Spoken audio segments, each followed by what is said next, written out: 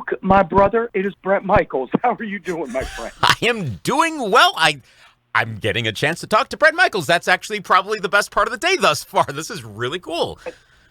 You're making my day, brother. We're going to have a great conversation and can't wait to get there this summer and see you all. It's going to be great. That's cool. Let's dive right on in. You got a new song out. You got the Parti-Gras tour going on later on this year. You're already touring. I've seen the photos and such already. But first, the song. We played it back in the day. We played it on our latest From the Greatest feature a little bit ago, back in January. So, I'm seeing from another interview of yours, you were talking about how you're always coming up with music. How frequently do you come up with new riffs or songs, lyrical bits, however it comes to you? How frequently does something come up where you want to record it and keep it for posterity in case something comes up?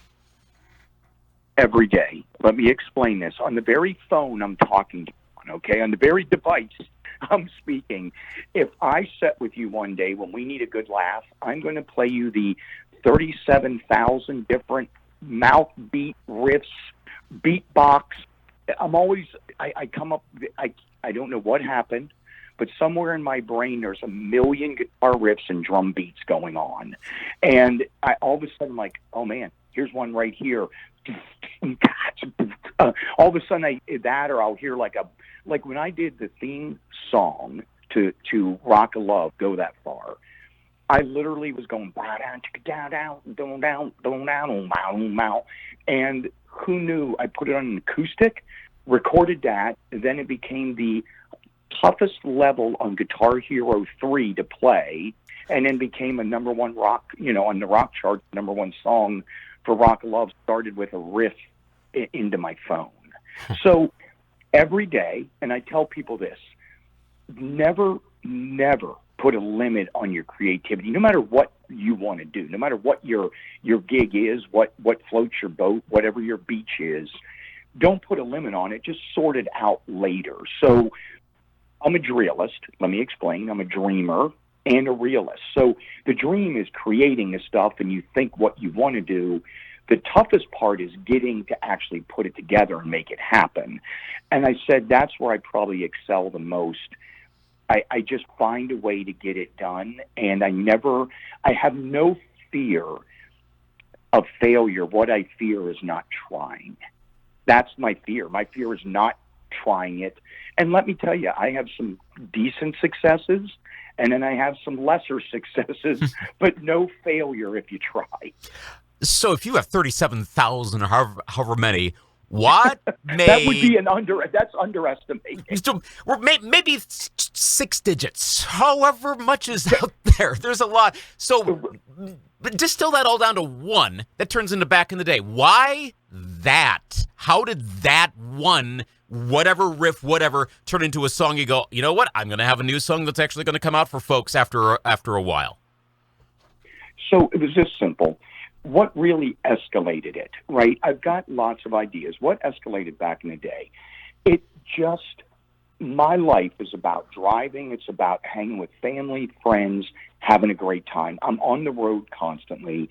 And I needed, especially during the pandemic, a song that just made me feel good. So I was writing this long before we hit the stadium tour or anything. It just made me feel good. And then finally I just go, look, I need to turn this into a song. I want to have people sing this in the middle of the winter blues and feel good and remind them of a time then, bear with me, then and now. So I don't want to just live in the glory days. The glory days are now.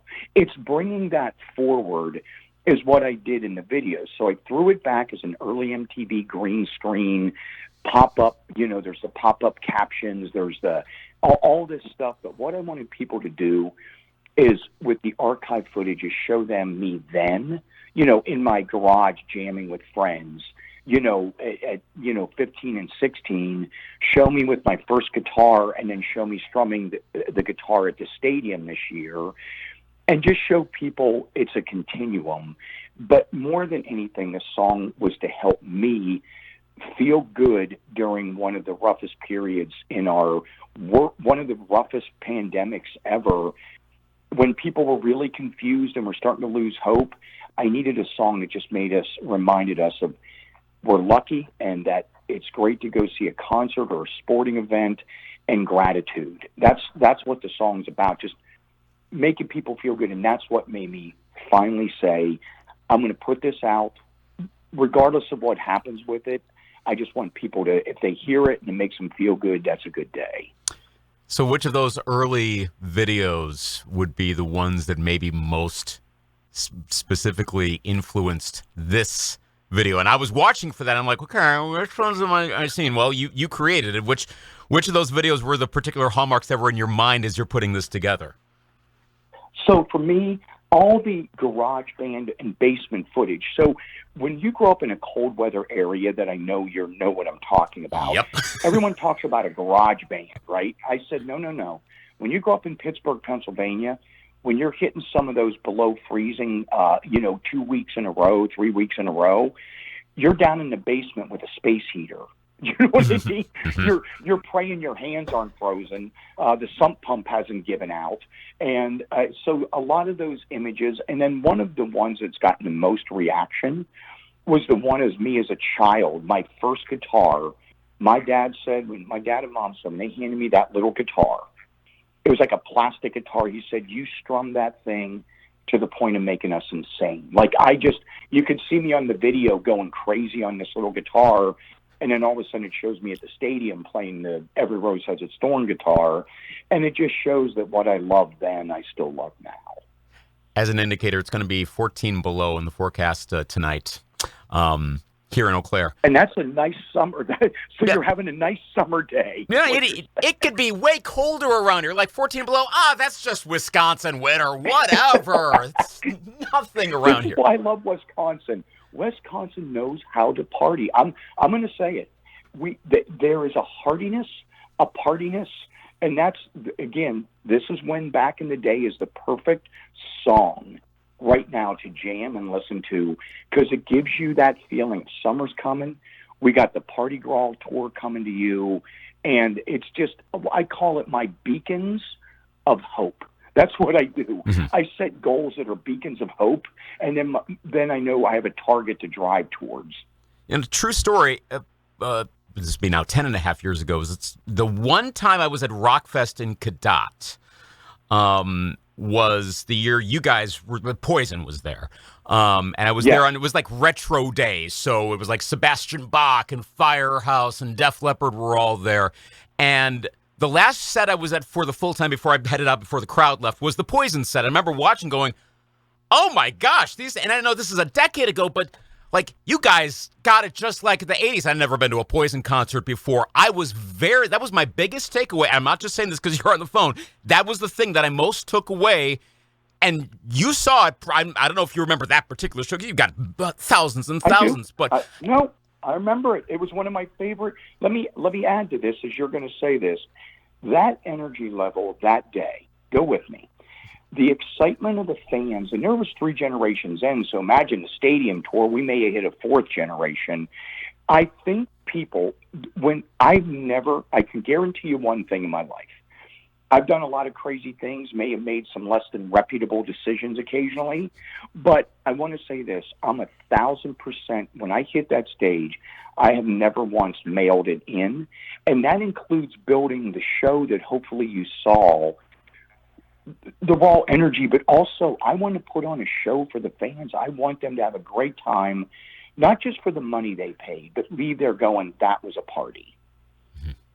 It was that afternoon. You got Parti-Gras. So, okay, where did the name, I mean, obviously Mardi Gras, but sure. It should be pretty obvious what it is, but how'd you come up with the name? Was that you? Was it someone else that said, hey, Parti-Gras? How did that come about? No, again, created by myself. I produced this, created it. I wanted to do it. Wasn't sure when the stadium tour was going to go. So we had Parti-Gras. It is again, Parti-Gras, Mardi Gras. Everyone that's coming out, we have people with us that are just some of my crew that do just bandanas and beads. People are coming in. We got bandanas, beads, party stuff. We welcome people, and that it has become a real thing. Like people go there and go, I need a night out to have a great time. listen to good music, and that's what Parti-Gras is. And when people come there, they leave there feeling like that was an awesome time. I had a great time. I forgot to forget about some other, got a chance to forget about other stuff and just have an awesome night out, which we all deserve. And that's where it derived from, and I produced it and created it, and it comes in many different forms. I'm doing some of them. I partnered with Live Nation. Some of those, all the bands are rolling on stage. I'm bringing some big surprises up when I come see you in Wisconsin, and we're gonna make it great. And again, I want to point out, I say this over and over. When people say, everyone has to categorize. I don't do that. So here's me a couple weeks ago playing with Pitbull and Flo Rida, and then the next thing you know, I'm playing with Jimmy Buffett, then Jimmy Page, and then all of a sudden I'm up doing stuff with Saliva. I just don't believe in categories. I believe music's a universal language, and it is meant to unite us, not divide us. And I've said it over and over since the beginning of my career. And I think when people come see that show, we were just up there in West Bend last summer, broke the attendance record, and it was insane. And I had a bunch of my country friends, Frank Ray and everyone, coming on stage, and not one person in the audience felt divided. It was a complete party. So what's your favorite song from the 4 acts? And in Steve Algary's case, I'll just say Journey. But from Night Ranger, Jefferson Starship, Sugar Ray, and Journey, if you were in the audience for their sets, which one are you, the guy in the back yelling Freebird, the song you have to hear from each of those 4 acts? All right, you ready? Yeah. So for me, Starship has to do We Built This City, because I called everyone personally. Like before management, before agents and all that crap, that's not my style. I said, let me speak to you first, tell you what I'm doing, how awesome this is going to be. I said, this Parti-Gras is a celebration of fans, bands, and the music. I don't want any egos or attitudes, just a good time. Truthfully, these were real phone calls. They're all friends, so let me go to this. Starship, We Built This City. I just have to have it, okay. Right? Mm-hmm. Night Ranger, You Can Still Rock in America. Have to have it mixed with Sister Christian. Mm-hmm. I have to have it, right? Yeah. I told him that. I said, I need to be singing this on the side of the stage, Freebird style, right? I said to Steve, if you don't Stop Believing, I'm uninviting you. So he's my buddy. Yeah. I go, Steve, I'm negotiating. This is my negotiation. Do whatever you want, but you have to do that song, right? Nice. And Mark, and we've done it together a bunch of times. And Mark McGrath flies my song. It just, me and him have done a bunch of shows together. We're born on the same day. He's a good buddy. And he said, Bret, I'm like you, 1,000%. I'm literally throwing them the microphone. So I'm finishing, say, a song like Unskinny Bop or Talk Dirty to Me. I literally say, here's one of my favorite songs, I throw the mic football style. They catch it, and we just seamlessly go right into the next song. Nice. That's going to be a great show. Last question for you.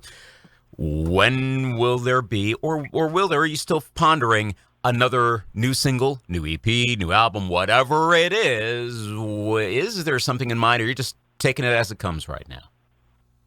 No, here it is. So back in the day, we've already crossed the 2-something million views in a few days. That's the song. I'm going to continue to write new solo music all the time. I asked fans to check out songs like Unbroken. I wrote it with my youngest daughter. Very inspirational, really powerful, good rock song called Unbroken. I've also got A Beautiful Soul. They can check that out. But with Poison coming back in 25, all original. There's no other way to do it.